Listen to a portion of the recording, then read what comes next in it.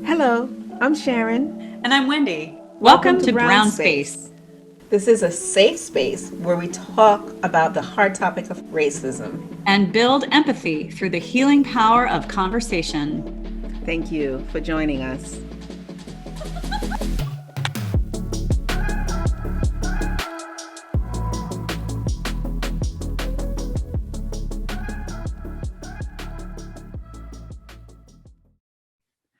Sharon, we have so Hi. much to talk about. I know. I don't even want to. This has been like what, since 2021, October, November, since Maybe. we've talked Yeah, prior to, but this is our first recording since then. So I'm excited me too. about all that we have to share, want to share. How was your Christmas going into New Year's, all that, you Feels like know? 10 years ago. I don't really remember because this is March now, mid-March. And life has been good and lots of progress in all kinds of areas. But I've been really excited about some of the things you and I have talked about just casually and participated in together, but remotely. Yeah. And also some of the things that my college campus has done, I think I mentioned to you. So I can't wait to share some of these discoveries, Awesome. Awesome. talk That's about them. great. It's good to be recording again. Yeah. Definitely want to talk about even our a few weeks ago Black History Month and what that entailed, and we were excited at one point to maybe do something for Black History Month, but decided against it. And um, as you mentioned, our remote participation in our activities, and I went to the movies. Yes, I so a haven't been lot. to a movie theater yet. I did, and it was great. It was myself and three other girlfriends, and then one couple in the entire theater, and that was perfectly fine. And what did you see? West Side Story by Steven Spielberg.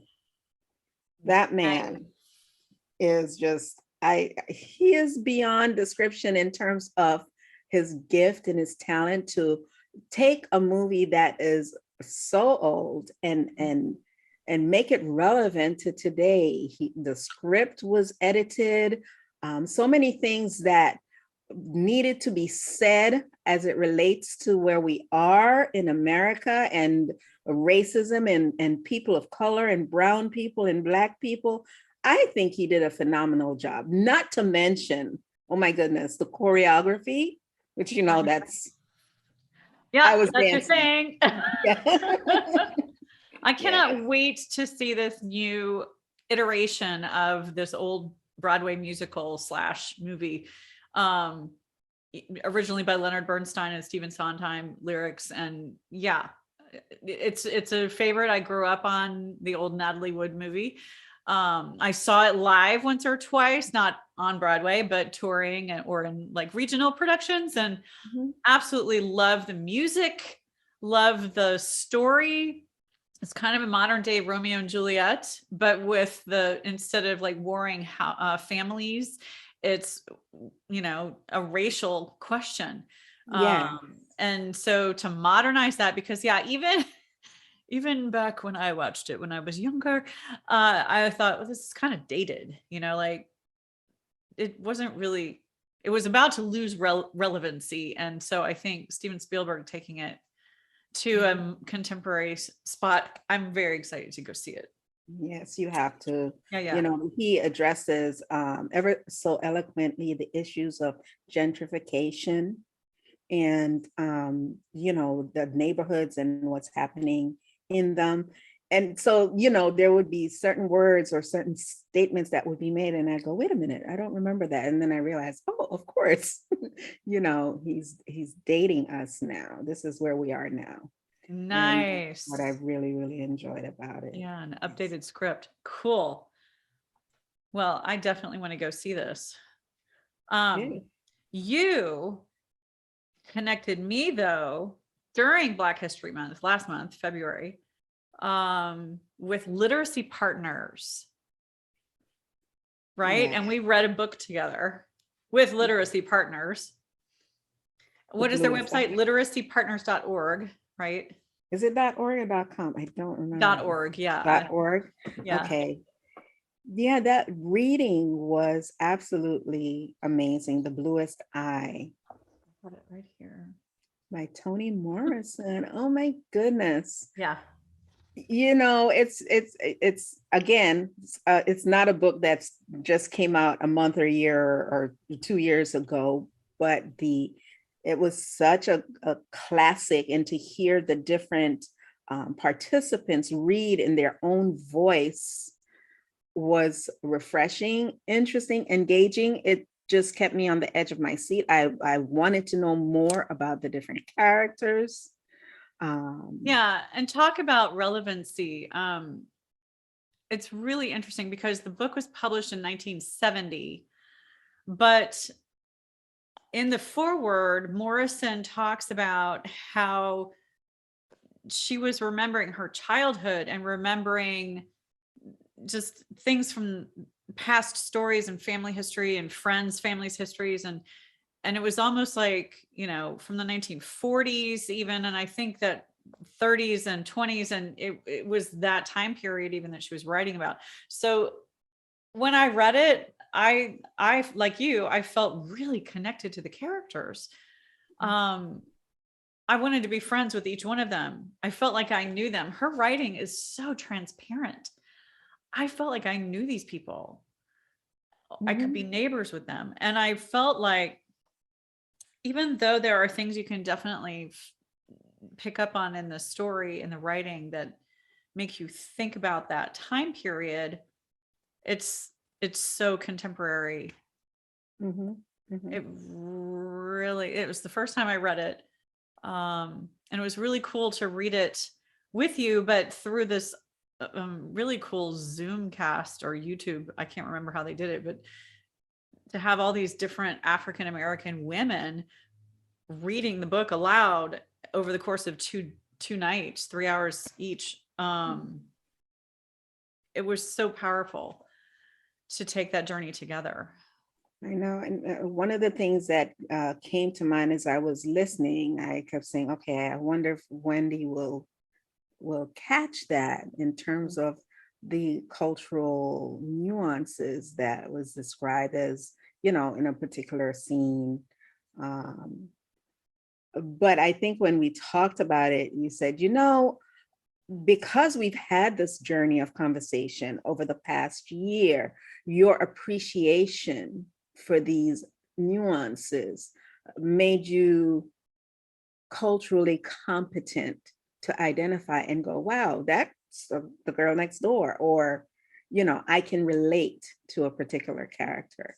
And I thought that, that was cool. Means that if but one, we've got one person who in the package of you, Wendy, that can say, okay, I can listen, I can read about something that is not necessarily from my racial group or experience, and still relate and still have empathy and still want to grow in terms of addressing these issues on racism, pretty much. Absolutely. This book hit me on so many levels, Sharon.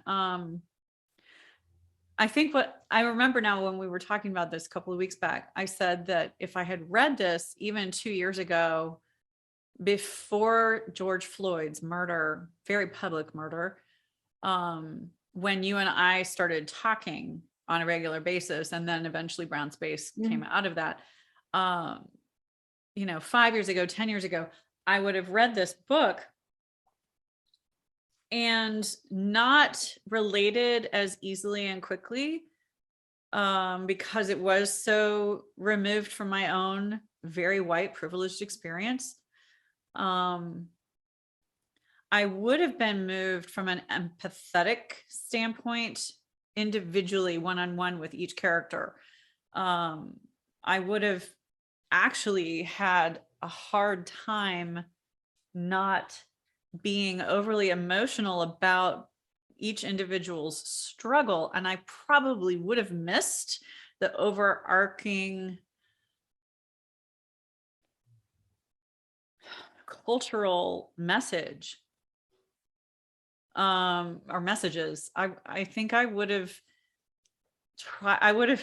known I was missing something, but I wouldn't have known how to break through the ice, how to break through that and see, you know, that her vignettes and the way she weaves the characters' individual stories together actually paints a picture of what's has been going on in this country for hundreds of years, and actually really beautifully, if you can say beautifully in this context, illustrates systemic racism. Like I went, oh, okay. I see that on a deeper level now. I see the whole fabric of the garment, and I see individual threads. Yes. More clearly because of the journey that you and I have been on together, and then, you know, something that's impactful. Yeah. It's very humbling. But it also makes me feel more confident in this conversation with anybody. Yes. Yeah. I think we as artists,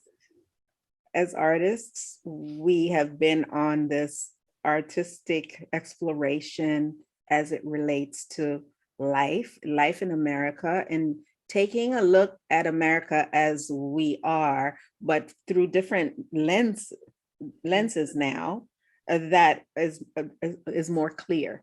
It's not rose-colored glasses anymore for us, because we've been on this journey for over a year. So every artistic presentation, whether it was Steven Spielberg or Gordon Parks, we haven't even spoken about him yet, or Toni Morrison, you know, we can see the impact and the importance and the value of art as it is stated, to not look at a particular work of art as this belongs to this group, or this is about this group, or, you know, but more so, as we just talked about earlier before we came on, about humanity and human beings, calling us out and saying, look, this is where we are. This is who we are, America. What's, you know, how do you feel about this? Yeah. What's going on, right? Absolutely. I'm having a flood of thoughts and I have to choose one to articulate. All through my young life and even my early adult life, you are so spot on. Like, oh, and this just makes me realize it's really easy to go through life and look for things that affirm your identity. And I think that's normal and healthy, and it builds community, but only to an extent. Yes. At some point it becomes unhealthy and exclusionary. And that point could move earlier on the dial, folks. You know, because for so long, if I didn't relate to something, it made me feel insignificant and uncomfortable. And so I would run the other way and find what I could relate to. But that's not the point of art. Art is supposed to make you stretch and find commonalities in our differences. Celebrate the differences and find, even if it's just one common thread that connects us, but to reach across the aisle, as we love to say, and take each other's hands and go, how are we the same and how are we different, and how awesome is all of that?